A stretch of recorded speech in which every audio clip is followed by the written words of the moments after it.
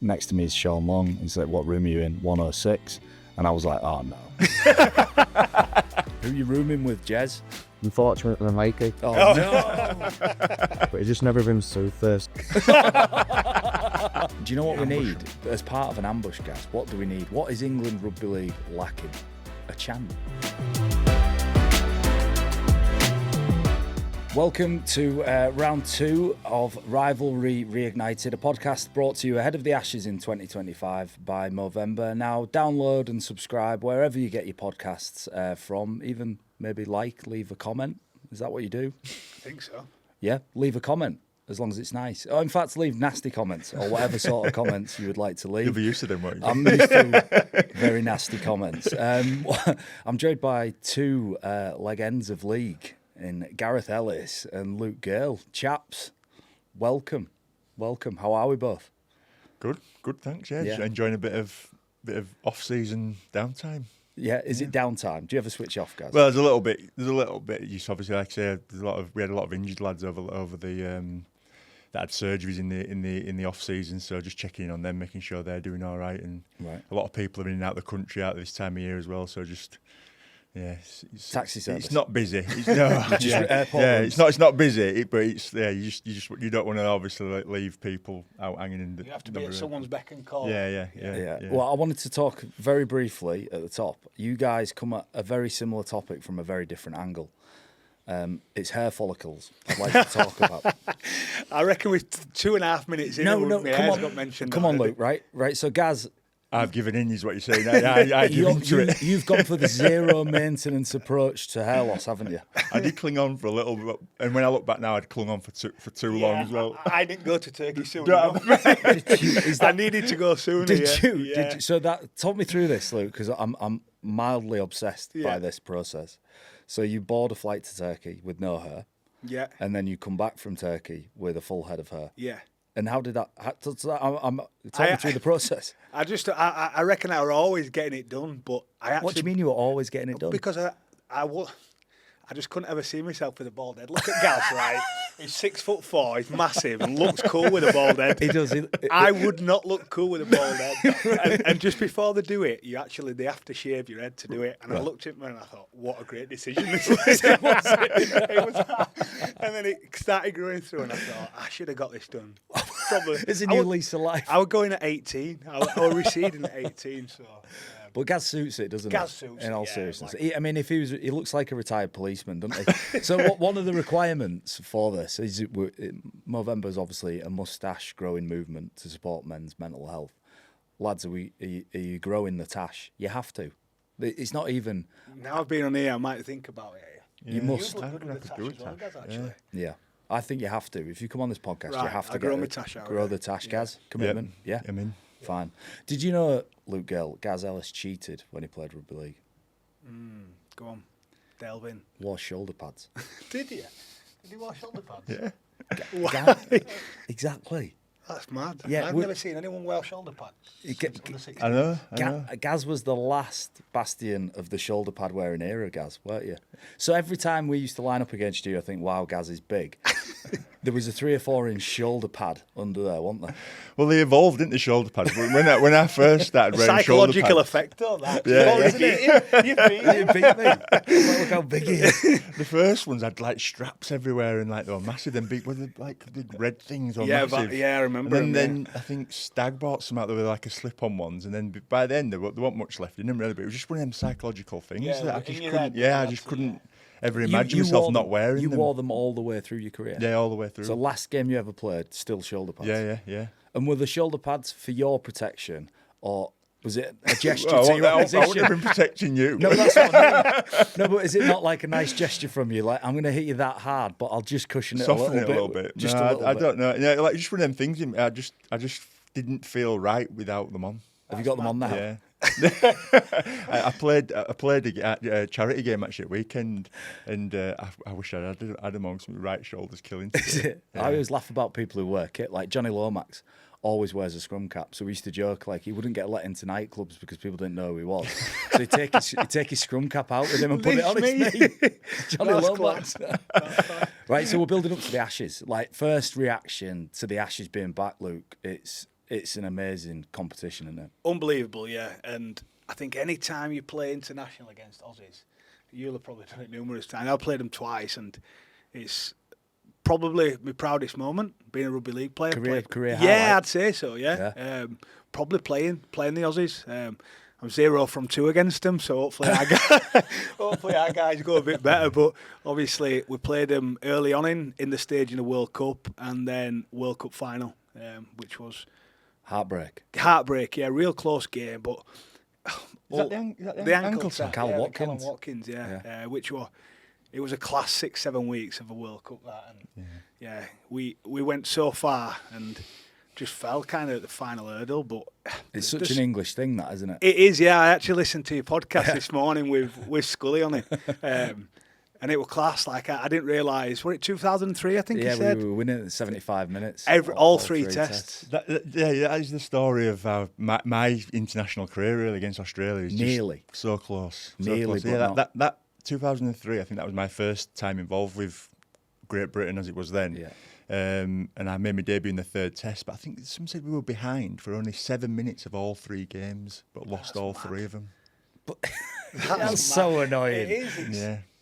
It's I'd love to watch devastating. them games back. No, when I was listening this morning, I thought, how good would it be to watch them games back? And because he said like the shut up shop, didn't he? He said what got us in the lead. Then psychologically, the last 10 minutes we kind of shut up shop and almost like just survive. stop playing. Yeah, try not to lose. Try not to lose. But on this then, so you both had international careers. What was your experiences, Gaz? I'll start with you, of those first maybe interactions with an international squad. Yeah, it was a bit weird for me because I played England A in 2002, and I was sort of just expecting to do the same again in 2003, but got the call up that I'd been selected for Great Britain.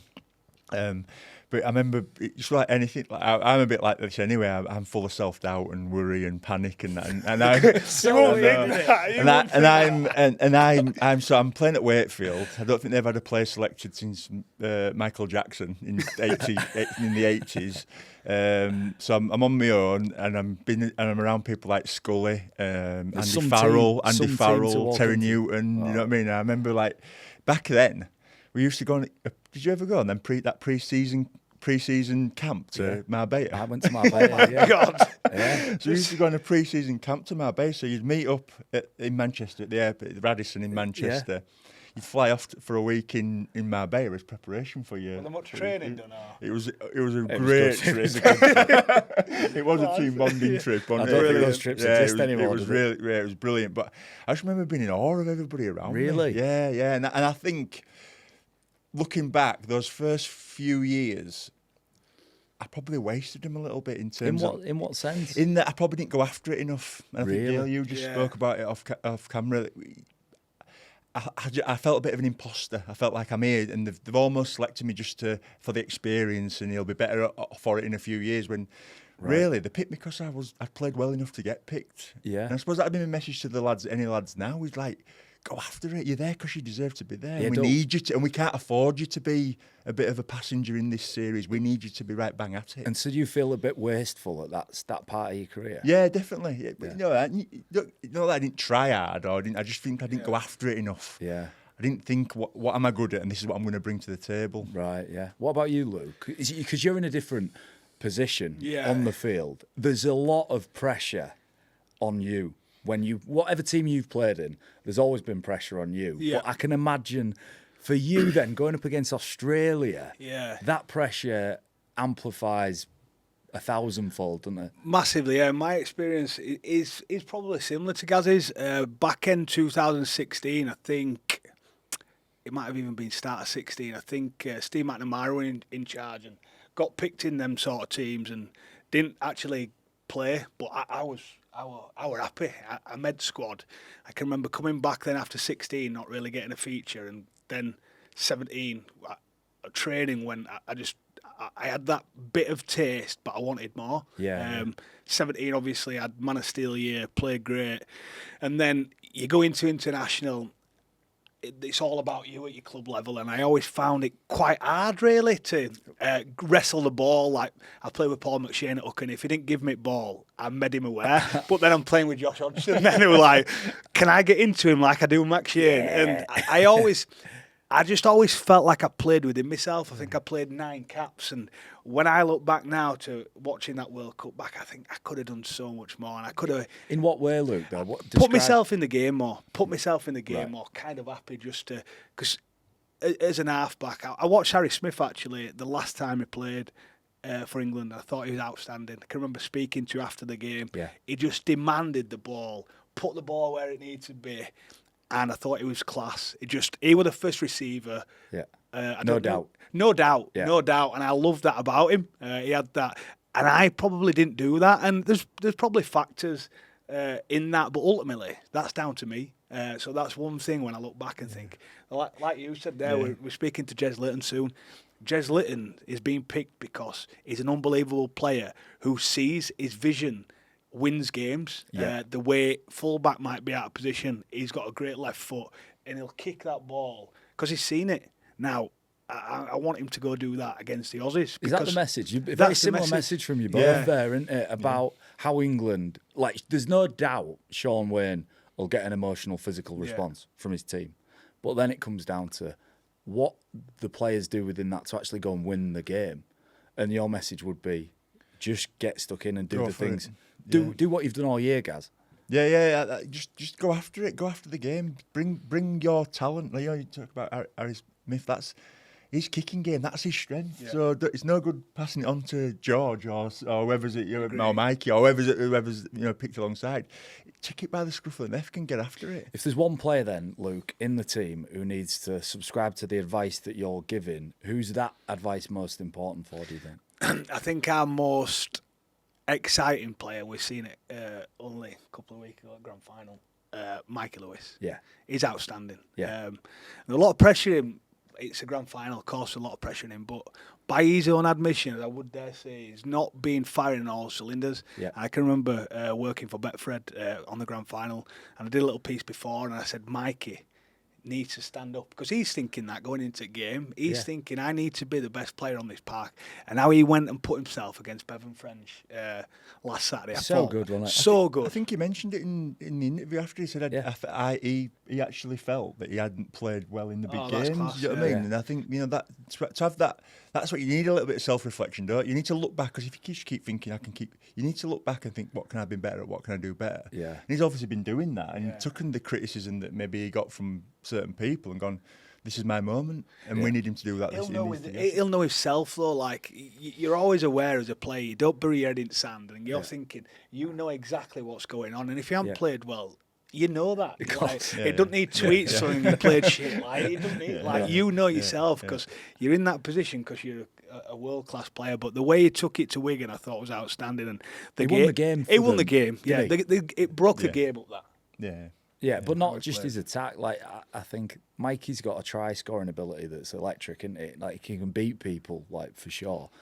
But when I watched the Grand Final, his effort to get back and stop Bevan French from grounding the ball, they're plays that Mikey maybe might not have done. And it's probably credit to Willie Peters, ironically, who's now coaching against him. He's really got the best out of Mikey Lewis, hasn't he? Well, I think what Willie's done there with the whole organisation is phenomenal. He has, we mentioned his kicking game, it probably goes under the radar. Mikey, the last couple of years, the one thing he's improved, his kicking game's first class. And I would say it's not been a strong point. I don't even think he'd think about his kicking game, would he? No, I think it was probably more reactive on it than anything else. But like I said, in the last, particularly in that Grand Final, I thought he kicked the ball unbelievably well and put his team in a position to do what they do well, which is defend well. Yeah.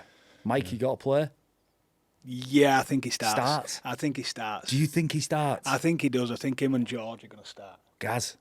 Do you know, like you mentioned that way, that chase back, stuff like that. That's a Sean Wayne player, isn't it? Do you know what I mean? 100%. That's what when people are talking about why has he picked John Bateman, he's picked them for them moments, hasn't he? You know what I mean? So maybe that'll be his. Do you think the Grand Final might have been the nod where he actually gets the start? Well, imagine him, Nathan Cleary, probably going to play at same edge, going up against each other. That'd be so good. How good would that be? But that's what him getting into Cleary. I want to see that. Yeah. As a fan, I want to see Mikey Lewis squaring up to Nathan Cleary, minute 1. How good was that? If you was a player, though, you'd want to do that as well, wouldn't you? If you was a player, Get in his coming up face. against that, yeah. He got me the last. I think it was my second to last year. He got me at Magic Weekend, and I thought he literally got into me from minute 1 to minute 18. He was calling me all sorts, you old, you. And I thought I tried going against him, and I thought this is hard work. He's too good and too quick. Maybe a couple of years earlier I might have got him, but. Yeah, he's a class player. So one thing I wanted to touch on is the Australians obviously have the benefit of coming over here. They're travelling over here and have a camp. You know, there's a 4-week camp. How much did you enjoy that as a player, Gaz? Getting away with the international team and actually being in camp abroad? It's one of the best experiences. I think, you know, I think about it on the way here this morning is that 2006 tour. That's my favourite. I don't know if it's. Where were you? Manly. We're based in Manly. But we did Manly, New Zealand, Manly, New Zealand. You know, it was so good. I don't know, like it's a really. I found it like we got really close, that group. We got really together, and obviously, I think maybe circumstance as well. Like if you think about particularly that my favourite international game of my career, 100% was that win in 2006. Stu Field and Willie Sydney. Mason. Yeah, without a doubt. But you think about the week before it, you know, it was sort of like Leon had come up with the, you know, Bondi's no better than Blackpool, or Blackpool's better than Bondi. Back pages. But it was the Sydney It was Telegraph. my first experience of like a paparazzi though, because like when they were following him round and we were having to like shield him onto the bus and stuff, and it sort of like collectively brought us together, didn't it? And then it was just a great group. I remember Gilly walking down the bus with clothes on and ended up at the back of the bus, but he had no clothes left on. You could get away with a bit more back then, though, couldn't you? Just madness. And then obviously within the first 20 minutes, there'd been the Stuart Fielding incident with Willie Mason.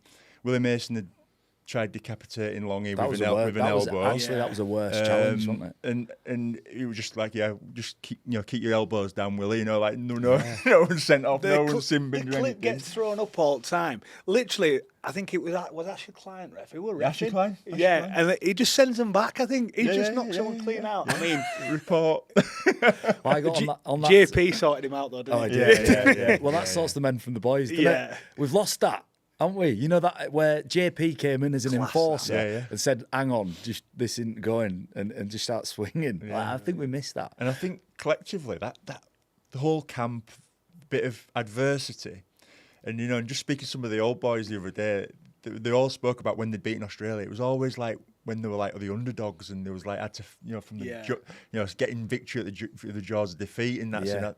But that's us, isn't it? That's what we are as a nation, and particularly against Australia in recent times. That's what we are. And I think this Ashes series resembles that massively. Not many people outside of the inner circle probably that are thinking we've got a chance. No, there's nobody in Australia thinks we're a chance at all. On that tour, going back to 2006. So do you remember when you go on tour, right, there's always a conversation to be had. Do you room with who you want to room with? You know, do you choose your roommates, or does the coach go, right, let's mix it up, we'll mix it up and we'll do it? It was always like half-back pairings, mine. Yeah, but that's what I'm saying. So what had happened, Brian Noble, that year is we got to the hotel and we hadn't decided who we were rooming with, or certainly I hadn't been told. So I get there and it was checking in and you're in room 106 and next to me is Sean Long and he's like, what room are you in? 106. And I was like, oh no. That would have been carnage. Oh no. He went out on the drink first day, and when he had a drink, he used to wee where he shouldn't. Yeah. So he weed in my bedside drawer, right? That had my passport, about all my dollars, and my phone in it. Phone doesn't work. It's gone, completely soaked in Sean Long's urine.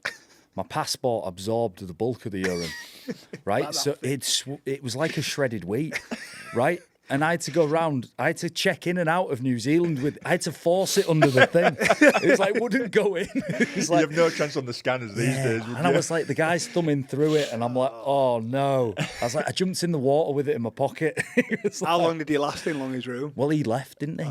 He left under a cloud. But on that, you say all that, how good was he in that? That's one of the best individual performances. He could of a play. player. You talk about a Big guy. game. That game. Them every time in a GB or England shirt, long he stood up. He Wasn't got battered He from was pillar class. to post, and he was the best player on the field by a country mile. He was tough. Yeah. He's tough, but he went home. And another thing, what he did on that toss, he wet the bed. He won't mind me saying, I'm sure. And it's this 5-star hotel, and I'm walking along the Manly, the beachfront. Yeah, It's beautiful. There's dolphins in the background. There's people like rollerblading, and you know what Australians do? Yeah. They're outside doing stuff. And just looked up to where our bedroom was with the balcony, and there's just a king-size mattress on the balcony, just with a wet mark on it. It was like, how have we brought Wigan to Manly? Do you know what I mean? We've just basically transported the north of England. That's class. What about camp? So that World Cup, that 2017, that must have been an incredible tour. Yeah, unbelievable, and probably my best experience as a rugby league player. 7 week, I think we did. Just like you said, I think we flew into Perth, bit of an army camp sort of thing, and Sydney, New Zealand. Where else did we go? Melbourne, Brisbane final. I think we went to New Zealand twice, and Wayne wanted you. Wayne Bennett. Yeah, Wayne Bennett wanted you to go and see. Like it put us in the city every time. So he wanted you to go and see what Australia had to offer. Like he took us to Flemington. He took us to watch Winks. I think it was a 4th Cox Plate, and he took us. It was absolutely class. All in us.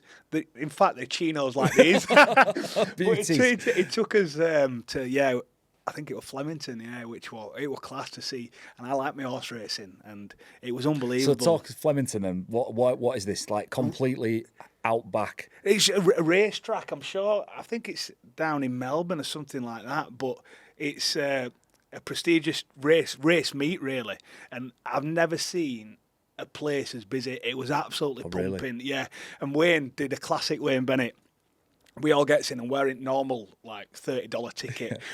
And literally anyone who's anyone are at these big meets. So Wayne gets in. He said, "Boys, I'm VIP. I'll come see you down at 5 o'clock when races finishes." But it was absolutely class. But that's what he wanted you to do. He took us down. We had a few days off within. He took us down everywhere and visiting. And he wanted you to see what Australia had to offer.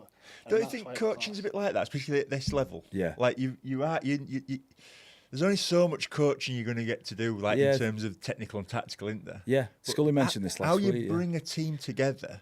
Well, that's Massive. ultimately the big challenge, isn't it, for Sean Wayne, is to bring that group together. He's not going to improve them as players in 3 weeks, 4 weeks, is he? So how was Wayne Bennett? Is a master of it, isn't he? Yeah. So what was he like over that sort of 7-8 week period? Just exactly as I said there. He'd let you have a beer after the game. There were no drinking, obviously, before, but Just yeah, the changing rooms before. no. Obviously, leading up to camp, you'd be once you're in, you're in, and if you got your reward of winning, then you'd all have a beer afterwards. He had a couple of rules where you could only all stay together, no one going off on their own, which majority of the time worked. So everyone look after each other, but it got us together. He were a master. He were a master at that. And I think international, that's what you have to do, because ultimately in 7 weeks, you're not going to say, I'm going to improve his kicking game or I'm going to improve his skill. And I think Wayne is good at that. Wayne is good at that. You can see in camp. Spoke with Mike McMeekin and Tom Johnson a few days ago, and they said same. Like you're going to enjoy the camp with Wayne. I think he's good at that. There's a bit of Wayne, I always thought, when he gave across a version of himself that doesn't really reflect actually what he's like to be around. And I sense that a bit with Sean Wayne, Gaz. Gives across that real abrasive up front, but actually he's a really soft, caring guy in the back. I think if you think about some of the best coaches, they're very tough on the players. They're very demanding of the players. Have really high standards. But there's also that little bit of like they're almost like your dad, where you've got that. You know what I mean? You've Paternal, got that little. You actually look at him as a father figure. Yeah. I think a lot of the Melbourne players, or the lads that have been coached by Craig Bellamy, speak exactly the same. He demands so much of them. He makes them train so hard, but he's almost like a bit of a father figure. He's quick to probably tell them off and get into them as he is to put an arm around them when they need it. Do you know what I mean? I think That's the art of The coaching balance, for me. the balance. Yeah. To do that, what you just said there, to get into someone and be real honest and look them in the eye and say that's not good enough, you need to do this here and sit down with them and be a friend to them. Yeah. Because you can't do that if you're not building a bond here. You can't do that. You can't say, Wilco, that is not acceptable. Because I'll just think, I don't know you, you know what I mean? Like they're really good at that. You speak to your family. You speak to your family in a really direct way, wouldn't you? Yeah. And you don't fear like consequence, So that maybe is the balance, isn't it? Yeah. Wayne would be on back at bus. Wayne would be on the back of the bus where you literally, like normally everyone sits at front, all the coaches. Wayne sat at back. He's on the Orcs, like playing Chris Stapleton and things like that. He would, and he'd say to Tom Burgess, Tom, put this song on. This is a good tune. And I'm like, he's sat at back at bus. We had to be down front because he's nicked our seat. So I good. think you're right though, John. I think what he portrays in the media when he's up on them press conferences, and he just yes, no, yes. It's not the Wayne. I've never been coached by him, but it's not the stories of it. It's not the Wayne that does get on the back of the bus and wears his hat backwards and he's an absolute idiot. Yeah. He's class. Yeah. Well, we're very fortunate. We're going to be joined by Jez Litten from inside the camp, the England camp, and we're going to get a grasp of how that camp's going and whether Sean Wayne maybe is as he presents in press conferences or a bit more relaxed. We're delighted to be joined by Jez Litten live from England camp after an exceptional 2025 for himself and for OKR. Jez, reflections on the year for you so far? It's surreal, really. Obviously, every team sets out to go after every trophy, and lucky enough, we was able to achieve them all, and just a dream come true, really. And happy to be a part of the team that did it. Were you always confident of making this team, Jez, or was there any doubt in there? Not really. I try. Sometimes you say try not to think about it too much, but it's always there. But I knew there's obviously a lot of top bookers in the Super League, and I just wanted to play well at OKR and just be consistent with my performances, something what Sean spoke to me about before, and I thought I'd been better than I was the year before, and lucky enough to get the call up Sean, man. I'm just unreal, just a dream come true, really. Yeah, we were just chatting before you came on about coaching, about the impact great coaching can have on you as a player. We were talking about Wayne Bennett and some funny stories about him. How important has Willie Peters been for you and on your journey?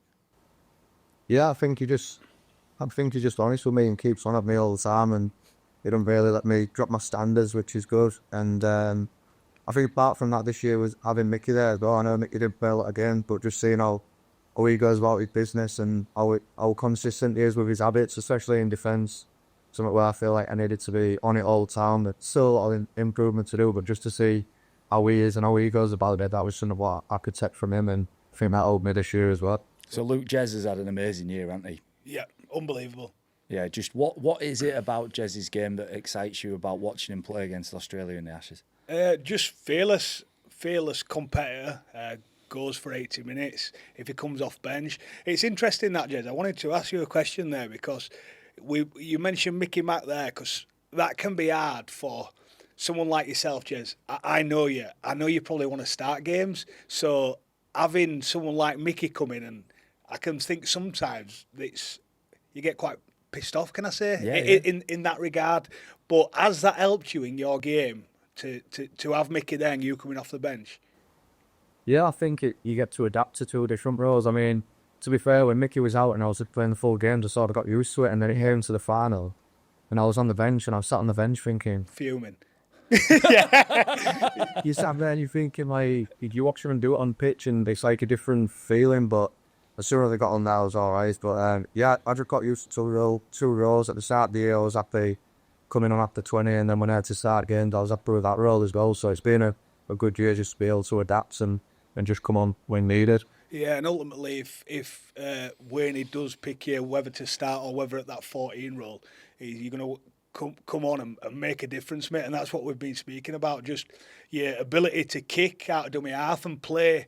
You're an instinctual player, play what you see. And me and Gaz have probably spoke a bit about probably every time we've played against the Aussies, probably playing within ourselves. And I think that international game, it goes in a blink of an eye. And we're just kind of saying... Yeah, the message from us has been for you to attack it, Jez. Of all the players in the squad, I have to say yourself and Mikey, we're probably most excited to see play against the Aussies. So how do you carry that confidence and belief in what you've done at club level and then translate that into an international performance?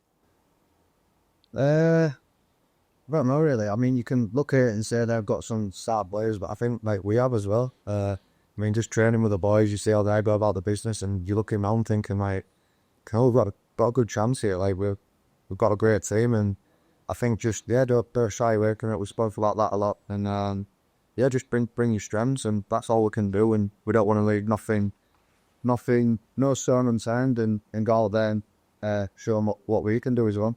I think that'd be my message for you, Jez. Obviously, we go back a long way, all the way back to the OFC days, and to see your development over the last, 3 or 4 years, it's exciting for me to see, having seen a young lad come through.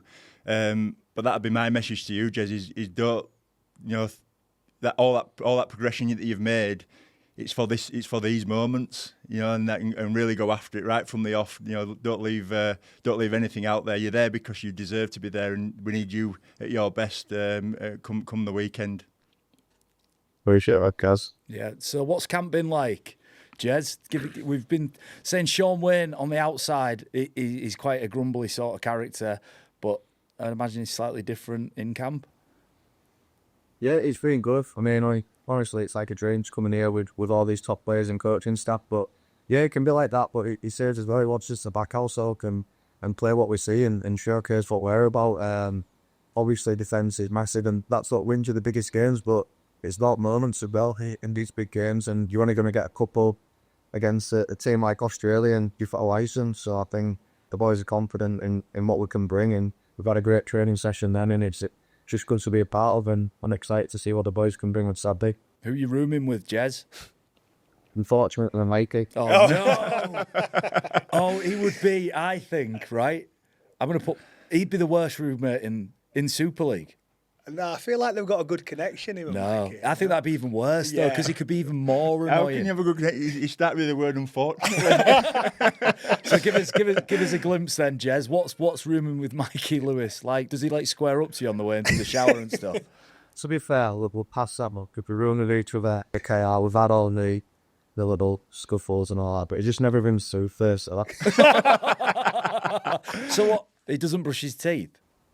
He just uses his mouth. Do you know my first roommate when I was before I went to Marbella on them camp was Paul Anderson.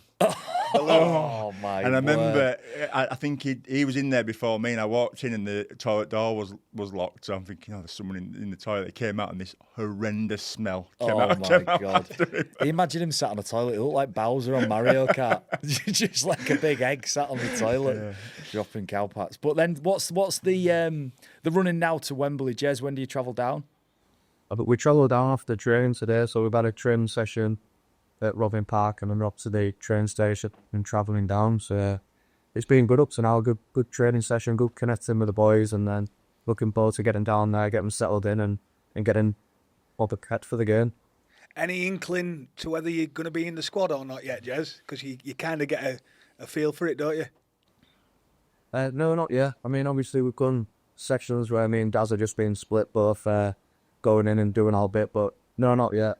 Just sort of enjoying training with the boys and just bringing what I can and training like I'm going to be playing. And if I are playing, I'll be there to prep the boys the best I can and to support them. So whatever role I'm needed to do, I'll be happy. He's good at poker. I know.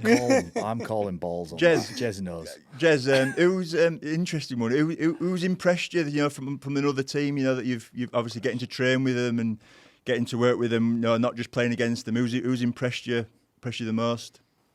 I think there's obvious ones. Everyone's got talent, like Sue Kirby, the way he is, but I think not really surprising because he does it week in, week out. Is Morgan Knowles, just seeing how he is in training. I think there's no coincidence. He does that every week because he sort of trains like he plays, and we're seeing how tight he is and with his contacts. And yeah, someone the way I admire watching, and then to be able to train with him and hopefully play with him, that'd be good as well. How many people are coming down from the east of Hull, Jez, to watch you at Wembley? Should you be picked? Yeah, but I ain't told him yet because I don't make complain about. But I hope if I am, will be Arthur, Western. I'm going to say he's from Westall. Not West Hull, Eastall, John. sorry, yeah. No, I meant fans. I meant Hull KR fans coming down to support you, Jez. Hopefully, what KR fans can get down there, and hopefully FC fans as well hopefully can support us for this game. But massively looking forward to it, and it'd be a dream come true to line up against Australia and represent our country. Yeah, it's massive, isn't it, Jez? It's not lost on you how big this is an opportunity for you. No, I think it's massive. I feel like I've always been a proud Englishman, something like what my dad's driven into me. So just to be able to stand there and sing our national anthem and represent our country, just be a dream come true, and hopefully I get the chance to do it.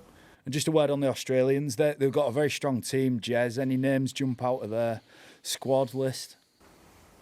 I just think all of them really. You can look at it and say, oh, they've got this player, that player, but you're playing against Australia, so it's going to be a tough game. It's going to take us 17, 18 to play our best games to win, but that's what we're preparing for. I feel like we've got the squad to do it. That's what they need, Gaz, isn't it? 17, 9 out of 10. I think sport's littered with great stories and comebacks and underdog stories, and we speaking earlier, there wouldn't one Australian that wouldn't be writing England off. I've played over there, and there is a lack of respect for our competition, and I think that we need England playing at 8, 9s out of 10s, but every single one of them will give him a real good run for the money. And I'm really looking forward to, particularly his first test at Wembley. Really looking forward to his first test at Wembley. Yeah, I think everybody's so excited. The Ashes is back. It's so good. And I think it almost carries so much importance, Jez. But I think from everybody in the game, I think we just want you to feel our support for stories like yours and Mikey's and everyone in the squad. And just to know that everybody in our sport is well and truly behind you. We wish you well. Go well. Don't fuck it up. I appreciate that. Yeah, just like you say, we want to do bleep card as well and represent what we're about over here, and hopefully we can get some more faces watching it and get a bit more respect off the NRL and Australians of what we can be. You've got a little respect in. That's just a whole KR Erasure reference. I love it. He's so on brand. He's so on brand, isn't he? Yeah, well, go well, Jez. Can you do me a favour, though, before the first test? Yeah. Can you buy Mikey some toothpaste? I want to. Brought to. Yeah, go well, mate. All the best, Mikey. Thank you. Good luck. Jez. Got Mikey on there. All the best, Jez. Good luck, Jez. Cheers, Jez. Well, we've just been joined by Jez Litten ahead of the first test in the Ashes series at Wembley against Australia. This podcast is brought to you by Movember. It's important to note that in the last minute, a man has died by suicide. Go to Movember.com, grow a moustache, support the cause, and save lives. Well, delighted to be joined by Jez Litten. He's one of the great stories of this England squad. We can't underestimate the importance that playing for your country gives to you, but then also playing for your country in the Ashes is different. Yeah, I mean, it's something that you dream of, don't you, as a kid? You never got to, or you did? No, what's that? Did you play in the Ashes? Yeah. 2003. Yeah, 2003 was my first experience. So you're the last. But I remember being as a kid, when Great Britain teams went over to Australia. I remember my dad waking me up in the middle of the night to come down and watch the games and stuff like that. While my mum was saying he's got school at morning, you know what I mean? But my dad was like, "Yeah, come and watch it with me," you know what I mean? Yeah, he's sneaking upstairs to watch Rugby the Ashes. Moments like, I've seen that picture, Henderson Gill doing a little boogie and all that sort of stuff. They're the bits.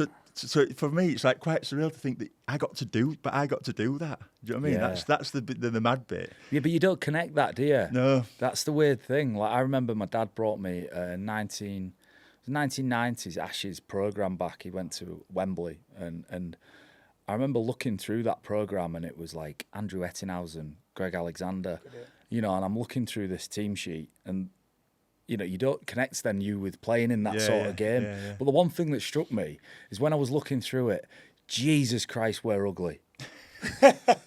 Just an Australian team were all like slick, Ettinghouse, and like all like all tanned, aren't yeah, they? but they're all like models, and then we had like Carl Fairbank. It's just like he couldn't look more like a dairy farmer if he tried. Do you know what I mean? I'd like to think we've leveled up since. We've all evolved. We've evolved. But I sense that with Jez though. Yeah. I don't think it's lost on Jez there. No. Because he's that sort of player. He plays on his emotion, and I just could sense there how excited he was. He played a straight bat as well, by the way, didn't he? I don't know if I'm being picked. He knows. He knows. He knows. I think Jez's story's a good one though. Like he was at All FC obviously when I first came through. So and rejected. and he was. I wouldn't say rejected. He was. You see, careers are all often about timing, aren't Yeah, they? of course, He had yeah. Danny Houghton in front of him. Yeah, he's never gonna. He's never at that time where Jez was. He wasn't going to play much. While Danny Houghton was there, and you couldn't begrudge anyone that would see otherwise. We couldn't predict that Jez was going to be as good as what he is in 2025 and move Danny Houghton on. Do you know what I mean? So, Danny but was like the son of him, But he took a step sideways at that time to then go again. And I think that's brilliant that he's actually not. He hasn't gone and sulked and thinks, I can't do it, and I'm just going to be this. He's actually gone the other way, where he's gone, actually, I'm going to make some at this opportunity and go that way. He would have grown loads in that time, Gaz. There, I think that makes him. That probably him doing that makes him a better player. That adversity makes you a better player. And I dare say that having that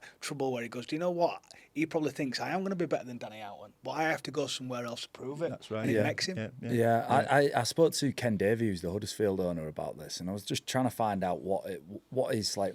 He's been really successful. Like what his mantra in life was. How did he deal with things? And he's like, life's a series of obstacles. Like obstacles always get put in your way. And you need to be smart enough to know when you need to climb over them. Sometimes you need to go around them.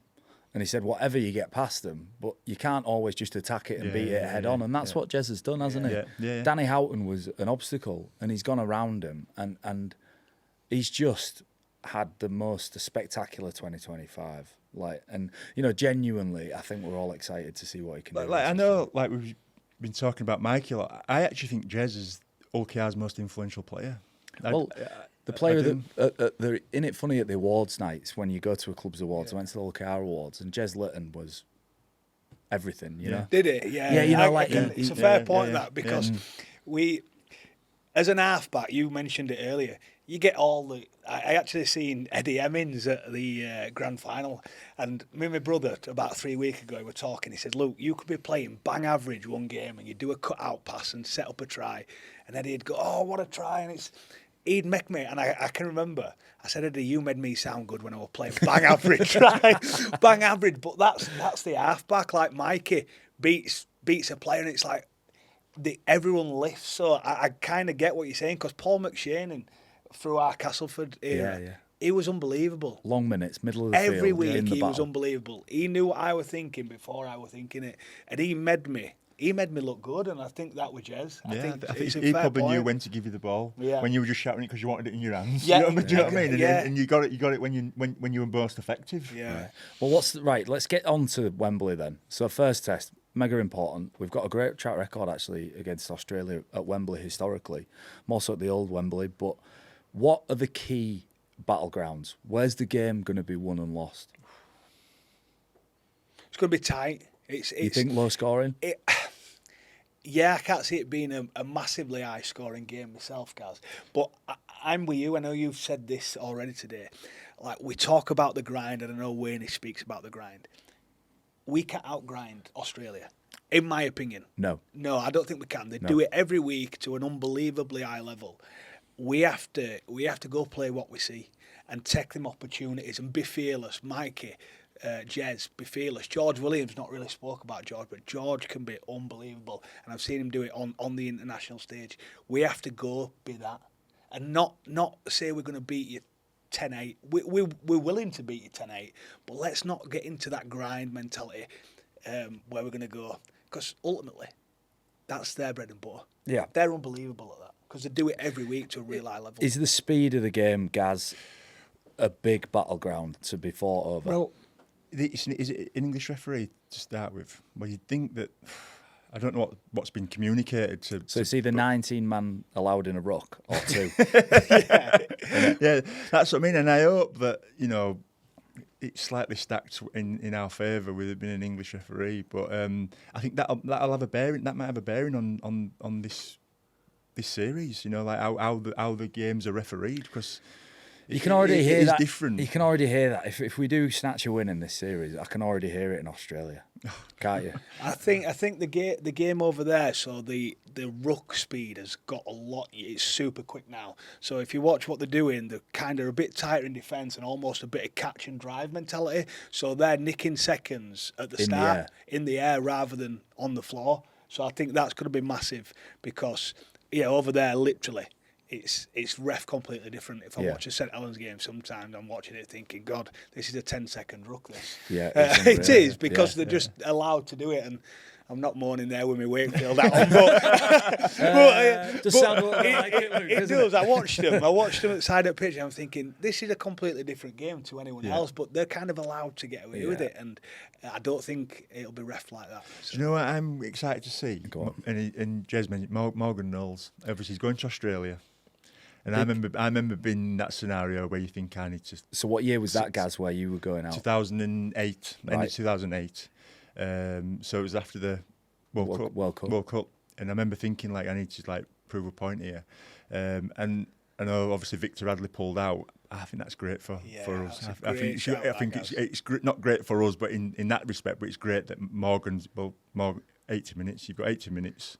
You would do that. Go after it. Just go after it for 80. Sounds like he has been doing in camp. Because for Jez to say that, I thought you were going to mention Herbie. He's just been flogging everyone in training. I do. I think Morgan's my type. Morgan is my type of rugby player. You sound like Sean Wayne. I like him, I like him. He's my kind of player. But I do. I think 80. Leave him out there as long as you can. If you can do 80 minutes, leave him out there and let him absolutely mix it up with them. Yeah, get into that mindset then. You know, you were 2008, so you're going out to Australia. What will be going through Morgan's mind then, going into this series? Well, he's probably got a lot on his plate in terms of, his missus probably has, because she's probably planning all the stuff, what's going on after him, and you'd like to think he's probably left to get stuck into this. But for me, there was an element of I'm going to show him what's coming. You know what I mean? That's, and it might be a bit different now, because I didn't think people probably, even though I'd played for England and played for Great Britain, I don't think I want an household name, I don't think, that went over there. So I thought it was a real good opportunity for me to get stuck in the Aussies before I did it week in, week out. Yeah. He did a pretty good job of doing it week in, week out, guys, didn't he? Unbelievable. Yeah, you don't see many come back with as revered as Gaz does. You actually give us a bit of credit, don't you? When I remember going over there. We get a bit of toffee, don't we? But it is like that. You do when I went, you do feel like you're representing Super League and you're representing England. You know, when it comes more pressure. I was the only one over there at the time. I think Moz had been back a few years by then, so I was sort of like the next one before Sam came the following year, then Jammer came the year after that. So you do feel like you're representing England in Super League a bit, and I'm sure Morgan will be the same. Well, just get us into the Australian mindset then. So we've got a narrative over here, aren't we? We're going to be emotional. It's a big test. If we play well, we can win. What would the chat be like about this series in Australia? I think I'm open, and I hope they're taking us lightly. Yeah. And I think there'll be a subconsciousness of. Don't get me wrong, good players. There aren't many players that you won't pick over our players. Let's be honest. Yeah. You know, if you were just picking a team. Yeah, of course. It don't work like that, does it? That's what I'm sort of. It don't work like that. Work like that. And I think there'll be a subconscious of this isn't going to be as hard as what an NRL game is. Really? I do. Yeah. When you scratch right down, you know what I'm saying. Yeah, you know what I mean? You can tell yourself you don't think that. Oh, there will be. That'll be all the talk. Yeah. All the talk will be about that. Yeah. All the talk will be don't take these lightly. But it's weird because it's almost like the laws of attraction. Even mentioning taking it lightly, I think would be a mistake for Australia. I think Aussies had come over off back of obviously the grand final. They've played Origins, they've played all these, and we live to play. I'm not saying they don't respect playing for the country, of course they do, but it was pinnacle of my career. And you meant look at Jez how he talks there. yeah. You can just see, and they'll probably come over. They'll have been shopping. They'll have been doing all sorts. And I think catching them cold at Wembley. Been shopping. Been shopping. Literally, they will have been shot. They'll have about 10 pair of But trainers. a bit different to us, weren't they? Down Regent Street. Literally, they will have been, because that's all we do. Yeah. They'll have done some sort of team bonding. They'll have got on the drink for a little bit. I imagine. 10 I pairs don't- of I don't know, trainers but- in all these fancy shops in London, and I hope that they've done a bit of training. Yeah. They've done a little bit of training, but we're ready to go. Yeah, first- 100%, first chomping at the test. bit. Yeah. Ambush do you know, 'em. do you know what we Ambush need as part of an ambush, Gaz? What do we need? What is England Rugby League lacking? What do we need? Do you want me to answer the question? Yeah, is My it a own rhetorical It's a question? rhetorical Yeah. question. A chant. chant. We need, like football teams, like we've all got their own little chants. Each club's got different chants. Yeah. When we come together as England, what are we all saying in the stands? There's nothing. We've not got a chant. Everywhere we go. Everywhere we go. Yeah, but what is it? That's What is if it? you don't have a team song, everywhere we go. Well, your this team is wrong. my message right now to any rugby league fans on any forums, get a chant for the Ashes. And I want it to be witty. I want it to destroy Australian culture. I want it to go right down to the core things. I like it. Yeah, let's footballify it. Yeah. That's what we do well. What do we do well? Shell suits, drinking, and fighting on terraces. I want it to be brutal. So whoever Part comes of up the with this, are you ambush. going to champion this? Are you going to get it out let's there? get the lyrics out there. That's Let's all class. get behind it. And I'm thinking, like Team Vindaloo song? sort of Bit of like a team song? Team Team song, song. right? We're all there. Boom. Australia walk out at Wembley, 70,000 people just ripping their culture to shreds. I'm saying that's a win. I was actually laughing my head off this morning listening to Herbie Farnworth making him look more English. Give him a Stone Island and like a real high crop fade, shave his tash off. That'd be class. If Wayne said, "Look, Herbie," in his Wayne voice, "I don't like that, me. Shave that tash." He's gone, isn't it? You look too Aussie. Has Herbie got an Australian accent? I've not heard him talk. Oh, he's got that. He's somewhere. The it's Sam not Burgess, innit? It's not quite Australian, but he's somewhere flying over Hawaii. You know what I mean? He's on its way back. Sam falls into it now and again, doesn't he? Jack Reed was the most Aussie bloke I've ever met who Full was bum. representing England. He was just a bum, wasn't he? Australian bum. Jack Reed, so Jack Reed. Australian, not even hiding AJ it. Brimson, I seen a picture of him, and he could not look any more Aussie if he tried. It looks like he just carries a surfboard around with him Honestly, everywhere. that's all he I'd was love to see missing in the picture. That is all he was Just missing. on a red bus with a surfboard. So good, AJ Brimson, really getting stuck in. It's just a Hyde Park trying to catch a wave. Yeah, right. Well, this podcast is brought to you by Movember. It's a charity that obviously promotes mental health awareness in men ahead of the game. It's done all sorts in rugby league. So in this podcast, we'll just dedicate a bit of time to an element of mental health awareness, and it's something that actually it's not always a negative or a positive. I want to talk about internal self-talk and how influential that can be. And Gaz, like I've spoke at length with you. You've got an incredibly active internal monologue going on, haven't you? Yeah. I like I say, I think as a player, it was very much my strength. I think I remember watching like documentaries on Michael Jordan and how confident he was, and just there was nothing that could faze him. And I remember thinking, like, I was the complete opposite. I was just full of self-doubt, and this is going to go wrong, and what if this goes wrong? And I You think catastrophise. everything, every situation. And I think early in my career, I used to get the better of me, particularly big games. I used to almost not play well because I was that exhausted from all that negative talk. As I got a bit more experience, I learned to sort of I didn't block them out, the negative, but I learned to go, well, just imagine myself missing that tackle. Then I'd think, well, all right then, how do I not miss that tackle? Is it a technique thing? Is it just being more aggressive? Is it, and I almost turn a negative into a positive. Yeah, a solution. I bring a solution, and it filled me then with a bit of confidence. And I think I learned to sort of manage those thoughts, feelings, and emotions for my benefit in the end. Right. It actually brought the best out of me. Was it quite destructive then at the start of your career, and how bad was that? Well, sort yeah, of doom I loop just spoke about obviously my early international career. And Yeah. it was probably the same when I first started playing Super League as well. Probably didn't play my best because I was that worried about what might go wrong rather than what might go right. And like I say, I suppose is that what experience is? You sort of learn from stuff, don't you? And I'm quite reflective, so I can learn and analyse and think I can do that better and that better. And like I say, it was a strength in some ways because it did make me want to get better all the time. Yeah. And I did feel like but I always felt like I owed a lot to my teammates around me as well. I felt a lot of pressure not from them, but I put on being that player that other players wanted to play alongside. You know, I wanted to cover you back. I wanted to help you out. I wanted to support you. Yeah. And I think, you know, when I first got asked to be a captain, I remember thinking, not a chance. I do not need that responsibility and that extra head talk and noise.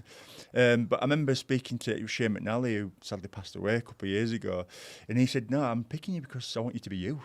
Do you know what I mean? I'm not picking you because I want you to be someone else and be a captain and try and be someone else. I'm picking you because I just want you to carry on being you. Yeah. I remember that being a real moment for me in leadership around, well, maybe there's different types of leadership and maybe I can lead by just being me. Yeah. By actions. Yeah, by actions. And you do adapt and as you get more confident, you become a bit more, speak out up a little bit more. But that's probably my journey, really, from that young lad, at Wakefield, gets picked for Great Britain, shitting myself, you know what I mean? To then eventually being a captain of Hull FC and being pretty successful at it. Yeah, but that self-talk for the everyday guy. So what you had is a long career and experience that allows you to deal with that. But just to summarise, it's turning that negative thinking, you turned it into positives, or you let that fuel your behaviour. Yeah, I think that's right, and I think as well, like a lot of the time you do think negatively. But it's not the reality, is it? It's just you make it up. You all start making stuff up in your mind that could go wrong.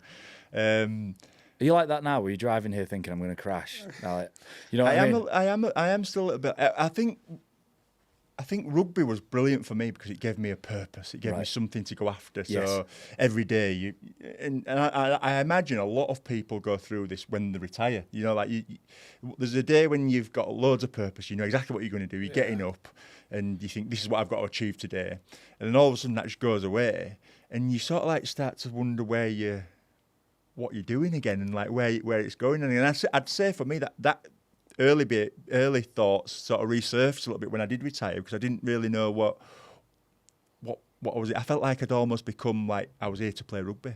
Yeah. So now what? Past. So now what? Next? Yeah. So now what? And I always think it's like, imagine if you're on a boat, right, and it's got a propeller and a rudder, right, and the propeller's going, it's driving you forward, and the rudder keeps you going in a certain direction. I equated the end of your rugby career to like the engine being turned off and the rudder being pulled up. Now you still got momentum. So you're still going forward, but that can go anywhere. Yeah. The tide can pick you up, and what you need to do is find that propulsion to get you going again yourself, which is really difficult. Luke, you're, I would say, one of the most positive, confident guys I come across. Do you know? I'd say you have an ability to like warm people up, everything around you. You know, that positivity.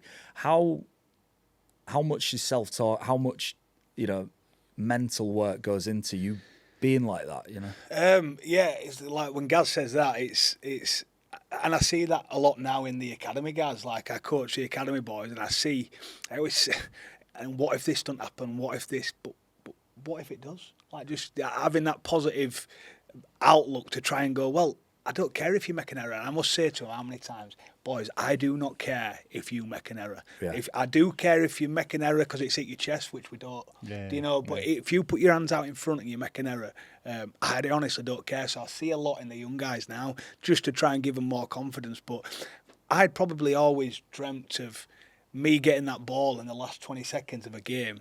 And I'd always probably dreamt that from being a kid. I just give me a shot at that, give me a shot at that. And 2017 semi-final. And I'd probably talk myself into it, and in a game I'd just say, if I needed ball, boys, give me ball, I'll win us this game. And I almost talk it into existence. That's what I always felt. But you've got a positive outlook. Yeah, Yeah, to everyone apart from a missus, you would say. You should say you're most negative person ever. But in terms of sport, I'd be like, even if I'm playing cricket, we played cricket a few weeks ago and I was terrible, but I'd go, I'll up and batted me. Yeah. Can you play? No, I'm useless, but I think I can. But isn't that interesting? So I reckon Gale is probably the opposite of what I was. Yeah. But yet we still end up playing for our country. Because Do you know what I mean? I think the mind is like an amazing place that can take you anywhere, but you create either a story of positivity or you build on negativity. And that can get you the same spot, can't it? Realistically. Like, we're always forensically analysing people's mindset. And I'm like, every mind's different. Everybody's completely different. And everybody approaches this game that we play completely differently. But do you know what the beautiful thing about rugby is? Bringing all of those minds together, isn't it? Yeah. Like the fact that you two can exist together. Do you know? But we spoke about coaching early on in the podcast. How important is that coach right? So you put yourself in Wayne's shoes. I've got a guy who's worried to hell, right? Who's worried about making a mistake. You've got a guy who thinks he's going to land everything from halfway line. Like, you imagine trying to piece that together as a coach, because you've got another 20 then personalities. Yeah. It's not a one-size-fits-all, It's not, and it's actually mad. That's the art of coaching. That's the art, Yeah. Well, we're really hoping Sean Wayne gets that art right, you know? I'm sure he will. Yeah. So Ash's predictions then for the series. I think we get the first one. Right, just leave it at that then. Yeah. What do you honestly... I want to go to Headingley. So you want to get it to Headingley. Yeah, so it's 1-1. You're saying 1-1. 1-1, get to Headingley. How good would that be? And that'll give us a couple of weeks to really get this chant going. Do you know what I'm saying? Yeah. So you give us a few weeks, everybody can We get... can all be there at Headingley singing it. Yeah, and we'll all be there singing it with moustaches. Ideal. Gaz? I need to grow up back in my hair out to make it more obvious. Gaz, what's your thoughts? I'm going with that. So 1-1. I think we get him this week. Yeah. And then I think they might get us in there, but then we go 1-1 into that final game, and then all bets are off, and we're going at it. Right. Loving it. And we're playing for the... Where is the trophy today? The Ashes trophy. No, it's not here. Oh, the budget's gone. We've lost it. The reason the Ashes trophy isn't here, because we came up with a concept last week. We're going to cremate one of our former stars and fill the Ashes. Right? So they get to keep a Paul Sculthorpe, and we get to take one of theirs. Now, I'm asking you, which Australian star, past, present or future, would you like to cremate for us to keep when we get the Ashes? You know, the thorn in my international career. Go on. Darren Lockyer. Let's cremate Darren Lockyer. Yeah, I'm he's happy with over that. here anyway. Yeah. It's handy. He's in London. He was unbelievable. Yeah, He was such a good player, wasn't he? Such a good player. Just so he could come off either foot. He could do everything. Yeah. Talk about big moments. Oh, he just won every big moment, didn't he? And he was tough, wasn't he? Yeah. How tough was it as well? I think, well, it's been a pleasure chatting about the Ashes, about the camp and life, and I think we're all just excited, aren't we, to get the Ashes underway. Are you going? Have you bought tickets? I haven't bought tickets. I'm hoping I can get a freebie at Headingley. Yeah. Can we? It's sold out. It can be everything's negotiation, isn't it? Let's just leave that. But Luke Gale, absolute legend. Keep bringing it. Gaz, just great to get some insight and just keep that mind. I know. Yeah. just keep that. Let's keep that positive. Let's finish on a positive. That's Rivalry Reignited, second podcast in a series of 3, building up to the Ashes in 2025. Brought to you by Movember, so we're discussing all things Ashes and a little bit of men's mental health as well.